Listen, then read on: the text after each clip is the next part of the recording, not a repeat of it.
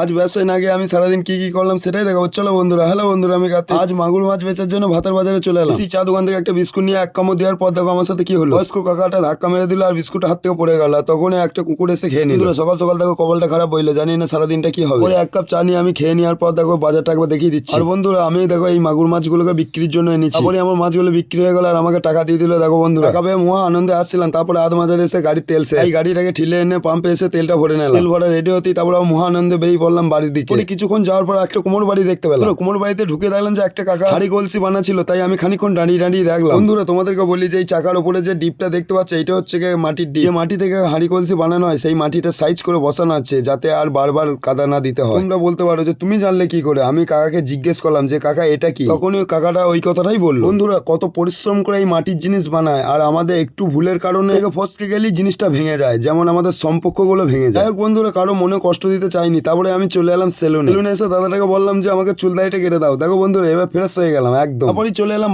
বাড়িতে এসে দেখলাম যে গিন্নি শাক বাজছে। তাই প্যান্টটা ছেড়ে আমি আবার মুচাটাকে বাজতে আরম্ভ করে দিলাম। আমি মুচাটা বাজছি ঠিকই, কিন্তু বন্ধু এখন রান্না হবে না, এইগুলো হবে চপ হবে সন্ধ্যাবেলা, কারণ আগের দিন বাবার খেয়ে পোষায়নি ওই কারণে। পরে দু কত গিনিতে মুড়িটা খেয়ে নিলাম, দিয়ে আমি গিয়ে শুয়ে পড়লাম খাটে। আর কিছুক্ষণের মধ্যে আমাকে বেটা উঠালো, বললো যে আমাকে আনারসটা কেটে দাও গা। চলো বাধ্য হয়ে ঘুম থেকে উঠে আনারসটা কেটে রেডি করে দিচ্ছি।